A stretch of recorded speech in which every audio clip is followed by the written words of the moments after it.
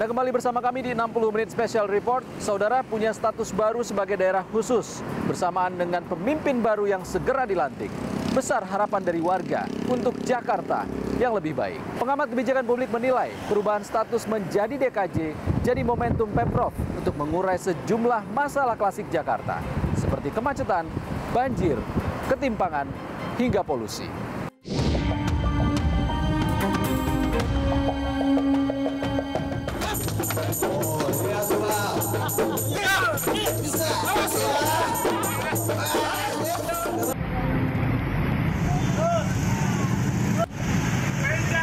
Membereskan persoalan-persoalan lapangan, Kampung Bayam, Tanah Merah, Kartu Jakarta Pintar, Jakarta Sehat, lansia. Peran gubernur akan powerful kalau dilihat di dalam Undang-Undang Nomor 151 ya.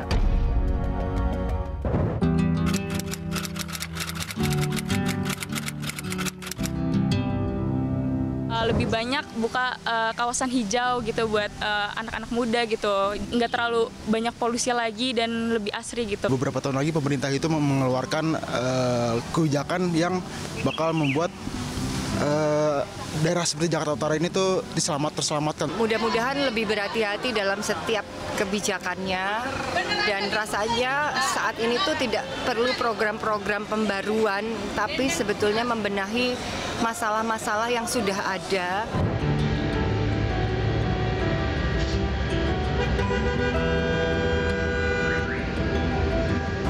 Tahun baru Jakarta juga berstatus baru. Walaupun permasalahannya sih masih itu-itu aja. Dari kemacetan, polusi, sampai ketimpangan ekonomi. Dengan status baru, kira-kira bisa nggak ya Jakarta berbenah?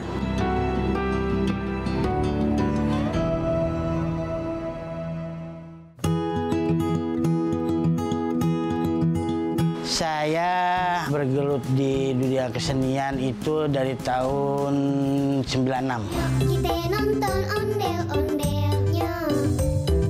Nyok kita ngarap ondel-ondel. Bermula senang menikmati budaya Betawi, Rizky Hambali yang akrab disapa Bang Kibul justru jatuh hati mengembangkan kebudayaan Betawi.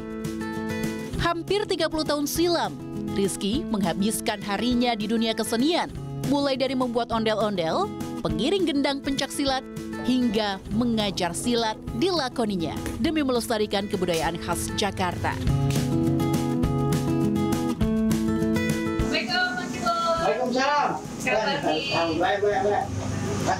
Rizky mengamati kebudayaan Betawi terancam tergerus zaman.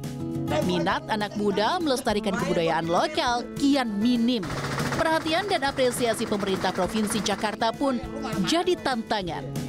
Tapi perubahan itu yang dibilang terlalu miris lah, kasihan. Dari budaya-budaya orang budayawan, orang seniman itu kemarinnya bukannya dia makin maju, tapi makin kependam. Karena dari yang orang-orang petingginya itu, dari Pemprov, kurang apresiasinya kepada orang-orang budaya Betawi. Sekalinya kita dapat anggaran juga, itu anggaran orang-orang yang tertentu. Yang udah ada namanya di atas. Nah, kalau dia ngasih anggaran orang-orang yang di atas, orang-orang budaya yang di atas, harusnya kita longok orang-orang budaya yang di bawah. Masih banyak banget orang-orang yang seniman-seniman Betawi itu yang butuh perhatiannya.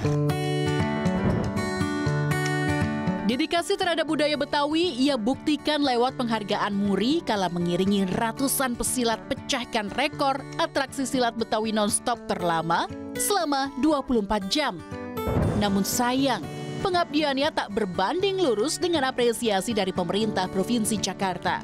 Menurut Rizky, kucuran anggaran pengembangan bidang kebudayaan tak merata di akar rumput.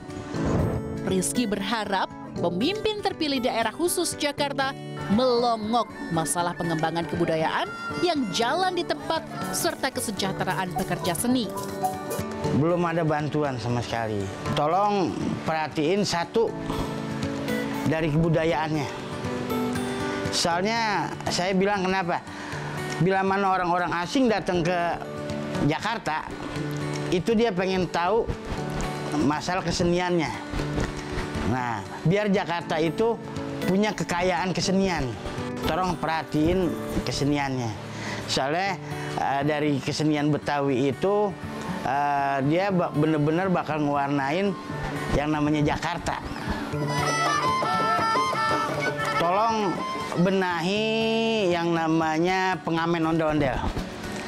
Kalau dia cinta sama budayanya, kalau dia cinta sama keseniannya, tolong ikon Jakarta itu jangan dibuat ngamen.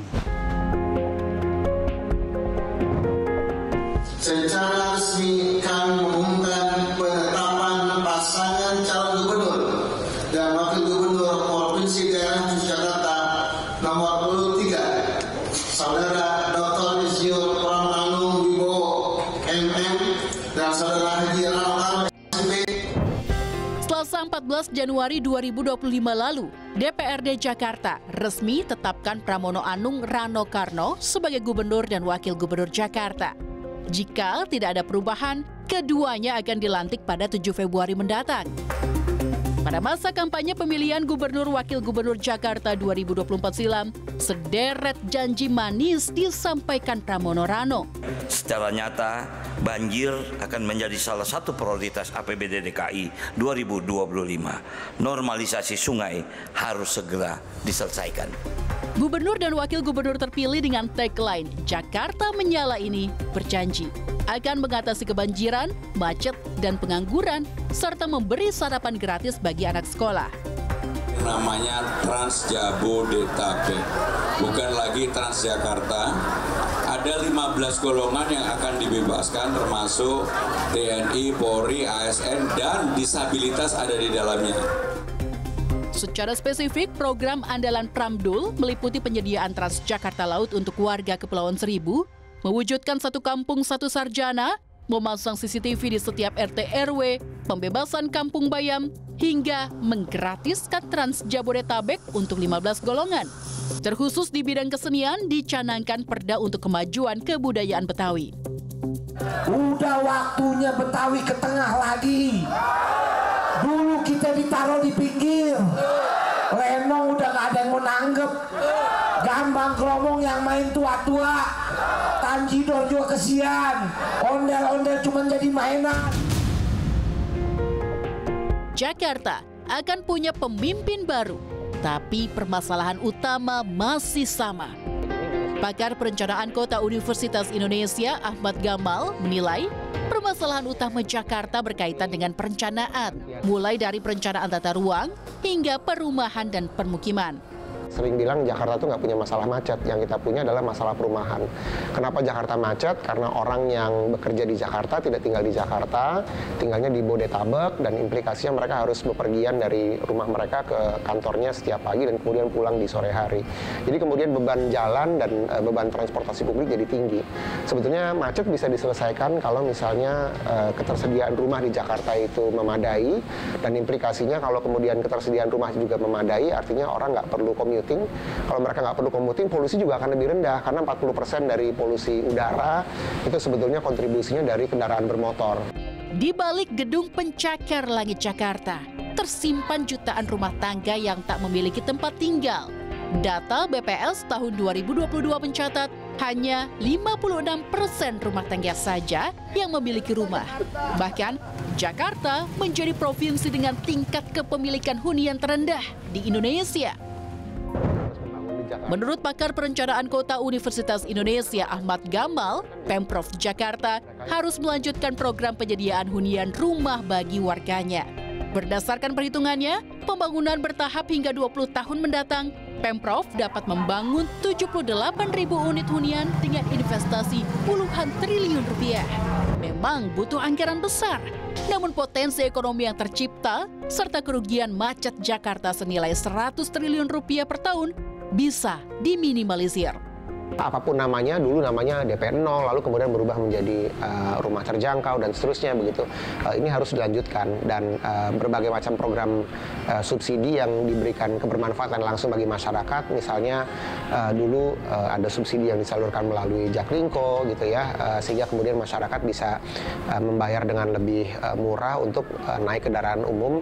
Ini harus dilanjutkan. Siapapun pemimpinnya, terlepas dari apapun partai politiknya, saya pikir kita nggak boleh terjebak ke dalam cara berpikir bahwa ini adalah warisan masa lalu atau warisan dari pemimpin tertentu, tapi gimana caranya program-program yang memang bermanfaat bagi masyarakat itu dilanjutkan. Tak hanya hadapi permasalahan kota megapolitan, pemimpin baru Jakarta juga akan hadapi perubahan nomenklatur Jakarta. 30 November 2024 lalu, Presiden Prabowo Subianto mencabut status ibu kota Jakarta lewat keputusan Presiden mengenai pemindahan ibu kota ke Nusantara yang tertuang dalam Undang-Undang Nomor 151 Tahun 2024 tentang perubahan atas Undang-Undang Nomor 2 Tahun 2024 tentang Provinsi Daerah Khusus Jakarta atau DKJ. Secara de facto, IKN kini jadi ibu kota negara. Namun, secara de jure, ia masih menunggu diterbitkan Kepres pemindahan ibu kota dari Jakarta. Dengan perubahan nomenklatur ini, muncul pertanyaan bagaimana dampaknya terhadap 3 peran penting Jakarta, yaitu pusat pemerintahan, bisnis dan perdagangan, serta kebudayaan nasional. Menurut pengamat kebijakan publik, kewenangan khusus tersebut membuat Pemprov DKJ lebih powerful dan leluasa menentukan arah pembangunan Jakarta yang sebelumnya tumpang tindih dengan kepentingan pemerintah pusat. Perubahan status DKJ harus menjadi momentum Pemprov dalam mengurai masalah klasik Jakarta, seperti penanganan banjir, kemacetan, ketimpangan, hingga polusi.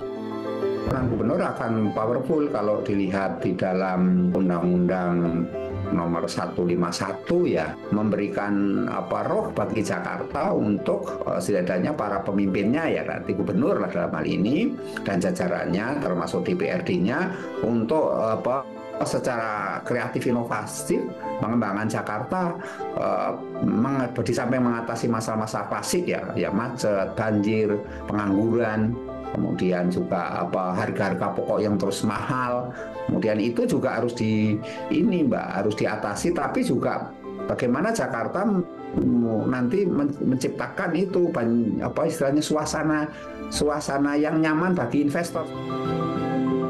Pengamat kebijakan publik Universitas Trisakti Trubus Rahardiansyah mengungkap pemimpin daerah khusus Jakarta memiliki wewenang melahirkan inovasi kebijakan. Pemerintahan itu dipegang oleh gubernur secara otonom membuat kebijakan dan berbagai inovasi kebijakan termasuk di dalamnya itu di tangan gubernur. Bisnis nanti Jakarta akan menjadi kota bisnis yang kompetitif karena pelaku-pelaku usaha itu sebenarnya lebih tertarik dari sisi infrastruktur. Nah, Jakarta ini secara infrastruktur lebih kompetitif dibanding daerah lain. Nah, kemudian kalau secara kota kebudayaan, tentu Jakarta sebagai kota yang menerima warisan dari historis kolonial Belanda dan beberapa bangunan-bangunan maupun kebudayaannya, terutama kebudayaan Betawi lokal yang mau tidak mau juga masih bisa dikembangkan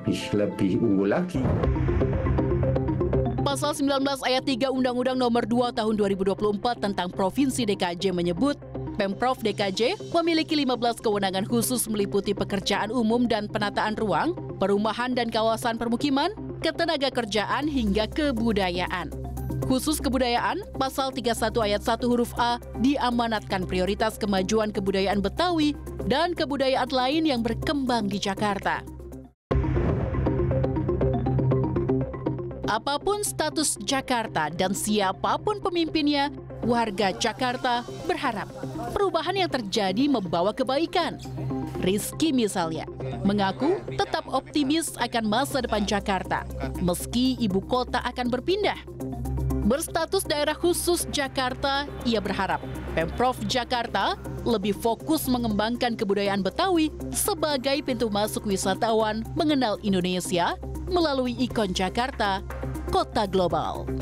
Walaupun ibu kota dia mau dipindahin, saya pengen yang namanya budaya Betawi itu harus tetap kita jaga, kita kembangin. Suatu saat kesenian budaya Betawi itu bakal mahal. Biar orang-orang asing datang ke Jakarta itu ngelihat budaya Betawi itu istimewa.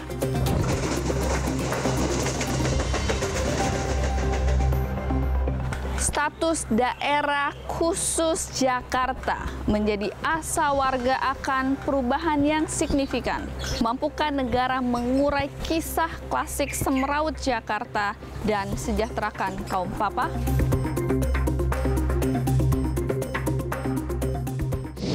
Saudara, Dinas Ketahanan Pangan Jakarta punya target ambisius, yakni memenuhi 30% kebutuhan pangan warga dari pertanian kota atau urban farming. Selengkapnya usai jeda di 60 menit special report. Kalau Jakarta itu di dalam Grand Design Pertanian, kita menyebutnya pembangunan pertanian tidak berbasis lahan, tetapi berbasis ruang.